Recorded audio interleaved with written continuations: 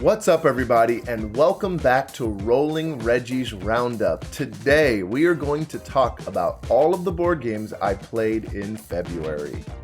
February was another amazing month of board gaming according to BG Stats. So here we go. I got 71 plays of 32 games, 8 of which were new to me. So we're going to start with the games that are new to my collection. Now, February is a little bit of a special month, and don't start singing all at once, but it was my birthday month. And I asked for 2 games. I gave a few options to my wife, and I got 2 games for my birthday that I was really excited to talk about here. I'm going to try to grab them blind. And number 1 is First Rat here. You can see that. I like to just talk about why I am curious about games if I haven't got to play them yet. And so First Rat really drew me in by the theme. You are playing as a ratstronaut trying to get to the cheese moon. And it has a one-way track, lots of set collection, many little pieces like vinegar and baking soda, lots of cheese. I'm really excited to try this. I heard and watched a few videos about it that it's not great at 2 players, so I'm waiting for a nice 3 or 4 player number or player count to enjoy this game. So that's number 1, First Rat. Number 2 game I received for my birthday is 10 Penny Parks. Check that one out. Beautiful. Another game that I decided to put on my list because of the theme. Now, I'm drawn really towards fantasy, nature theme, and like IPs such as Marvel or Disney a lot of the time. So a game that was themed around a theme park or a carnival was very unique to me, and I'm excited about it. It also has really nice production and art by Vincent Dutrait. And then the one other thing about it that was interesting is that I think my wife will enjoy this because she loves polyominoes. And instead of matching them perfectly like a puzzle, this kind of has that blockus mechanic where you can only touch the corners of the polyomino. So I'm excited about that as well. The third game that was added to my collection, I went and purchased this myself, and that is Bridge City Poker. Check that one out there. Now, this is a small box card game by Portland Game Collective. So it's a local game that's here in Oregon where I live. And so I had to get it. Anything that's themed around the Pacific Northwest, I love. So I'm really excited to check this one out. I don't know too much about it, and I will learn more about it after I play it. Finally, for new games, I got Challengers. Now, that is an 8-player maximum tournament-style deck-building game that I had so much fun with at maximum player count. I talked about it extensively in my top 8 games for 8+ players video. Please check that out in the link above, and you can learn all about Challengers, but I am very glad that I added that to my collection. All right, we are going to move on to the games that were new to me this month, starting with the game that I believe has the highest chance of being added to my collection, and that is Kanagawa by Bruno Cathala.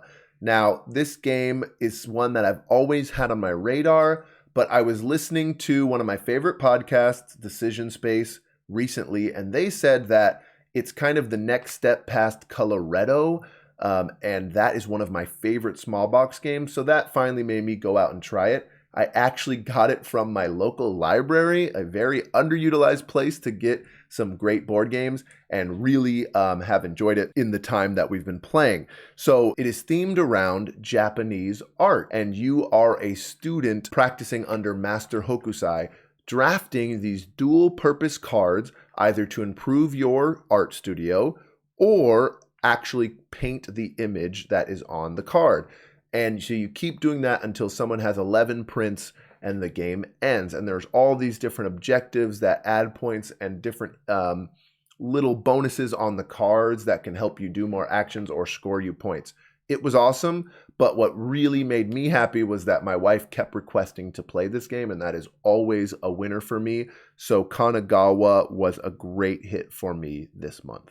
There were 2 games that one of my friends introduced me to this month at our big game gathering, and the first one is by Reiner Knizia, and that is High Society. It is an auction bidding game that comes in a nice small box there are these big tarot-sized cards of things that you're bidding on, and it's very fancy. It reminds me of Bridgerton, and you're betting on all these things like dressage and perfume. And by the end of the game, whoever has the most points wins, with one major caveat.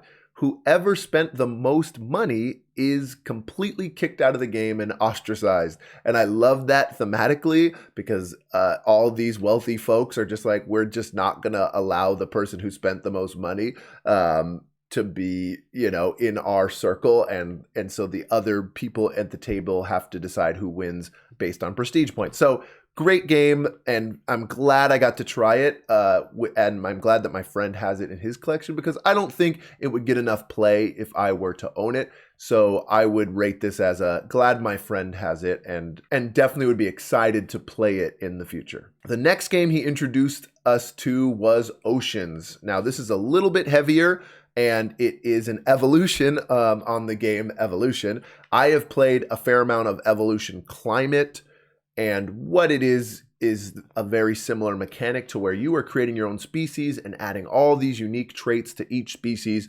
whether they be a predator or an omnivore or a filter feeder. And the Oceans, version of this game is comprised solely of underwater species.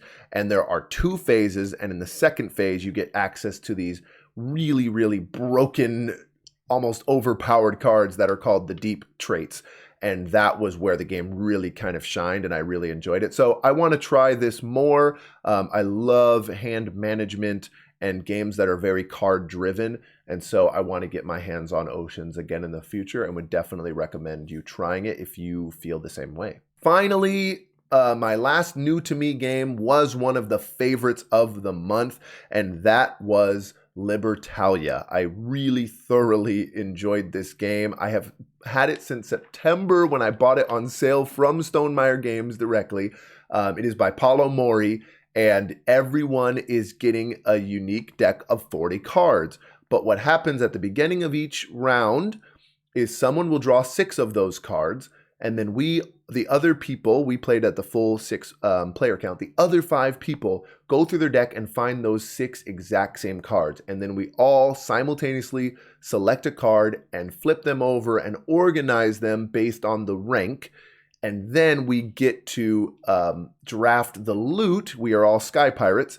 Draft the loot based on that rank, and you just keep going over and over again. But what makes the game so interesting is that you know exactly what everyone else has in their hand in that first voyage. And as the game goes on, you can kind of think about the cards that they have remaining in their hand, and you get to see all their new same 6 cards.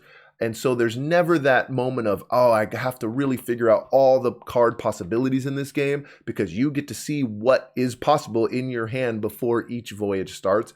And it was really awesome. This game will have so much replayability, and I cannot wait to get this back in front of my friends. I heard a lot of hype about the game beforehand, and I really do think it lived up to it. So that is Libertalia, Winds of Galecrest. All right, we are moving on to the games that were most played this month. So I'm going to put these up on screen, and we're going to talk especially about the top 4, but you'll also see, I love the 2-player only games and get to play this with my wife. There's a couple big games on here that I played as a big group with my friends, and then a few that I will mention specifically when talking about virtual games in the next segment here. So let's start with Marvel Champions. So this game was my most played of the month, and it's really had a resurgence for me. We got lucky, and we had 2 snow days last week in the pretty much final week of February here in Oregon. And so I was able to stay home for 48 hours and ended up playing a lot of board games, especially solo. And so Marvel Champions is a cooperative game themed around the Marvel superheroes, and you play against a big baddie villain with really intricate hand management and card play. And I just love Marvel in general. That's why I'm wearing the X-Men shirt today. But I have 13 heroes total out of the 43 that have been released. The core set comes with 5. And then I bought 1 campaign box, which came with 2 extra heroes. Out of the 5 campaign boxes, and yet I still have so much to explore and so many different deck ideas I want to try. There's so much deck construction, and in that way, I love this game. I really have dived a little deeper into it in the last few weeks, and am going to continue to go down that rabbit hole. I really don't think I can add too many more rabbit holes to my board game collection with Marvel Champions already having such a wide pool of content out there. If you like Marvel at all, if you like trading card games like Yu-Gi-Oh! Or Magic, if you like cooperative games, you really should give it a try. The other three, two of them are pretty straightforward. Seven Wonders Architects, Sushi Go Party, both big player count games that we've been playing a lot virtually. I also played Sushi Go Party in person because I've been enjoying it so much on BGA. Both great. I've talked about them before, but really recommend them as lightweight, high player count games for sure. And then Maui was a new game to my collection last month, and we've got it to the table 5 times, so that was really exciting. It is pretty lightweight, but for whatever reason, my brain cannot figure out how to spatially think about the towel tiles and get them onto my beach, and my wife has just dominated me in this game, so obviously she wants to keep playing. But I will say the sand dollars were awesome, and it is a nice game to introduce to, maybe couple friends, especially because it's got that nice 4-player count as well. So that is my most played games, and we're going to finish off with my virtual plays. Okay, so I have 4 games I want to talk about that I played virtually exclusively this month, and number 1 is Railroad Inc. That is my first real roll and write of this, this type, I would say, where one person is rolling the dice and everyone is writing on their board. I have just not played any game like that yet, and I know it's a huge genre. I was really inspired by Second Star to the Left's video to try that out. Go check them out.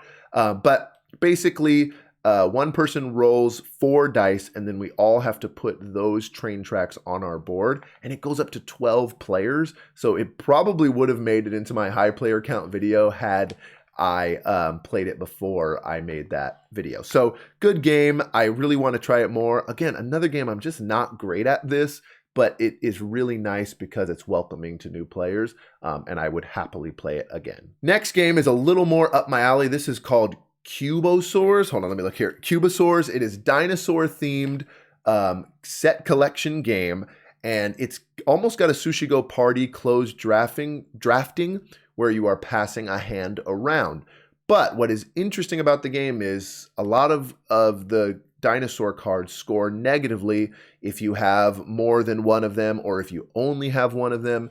And so in order to decline or refuse the hand, you have to get rid of a card from your collection. And sometimes that's beneficial because that card might be giving you negative points. And so that alone creates this really interesting tension. And it really is an unassuming box, but it's definitely a thinkier game where you can really kind of screw your friends over by giving them a terrible hand and making your score better at the same time. The final BGA game that I played on Board Game Arena, that is Just One. I haven't really tried it on Board Game Arena until this month. I love it in person and always talk about it.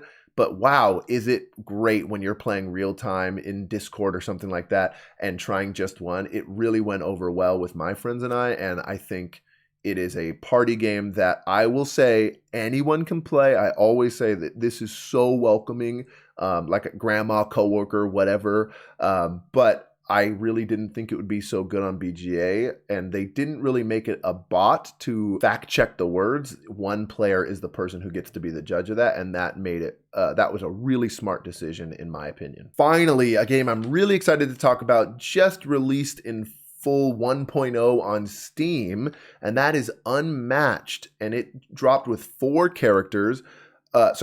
total characters, the 4 from Volume 1, and then Beowulf plus Little Red Riding Hood. This is an arena battler that I've played in person, but was really excited to try the digital version. And it really holds up well, and you can see these pictures I'm putting up here. It is beautiful. The graphics of this game are beautiful, but the card play really still shines through, and I love the little animations that they put in with it. It's one of those things where, like I said previously, I can't really get into too many other rabbit holes, and so by having this game digitally, I'm not buying 17 boxes of all the different unmatched sets, including Marvel and Jurassic Park. So I'm excited to have this virtually, and will 10 out of 10 recommend it on Steam. Thank you so much for sticking around. I really appreciate you watching my entire roundup video. I've really been loving making these. I would like to make one more video before heading off to Dice Tower West in Vegas soon, and I would love your input as a loyal viewer here. So I have 3 options of what will be my next video. Number 1 would be games that teach in 5 minutes or less. Number 2 would be board game recommendations, sort of if you like this game, you might like this game. And number 3 is a Marvel Champions video, just my favorite heroes. I want to make a video like that as well. Let me know in the comments below. I'll probably make all 3 of them eventually, but you can kind of decide which one I will do next. If you really have no preference, still feel free to subscribe, and you can see that video in your feed in a few weeks. So thank you so much, and I will see you next time.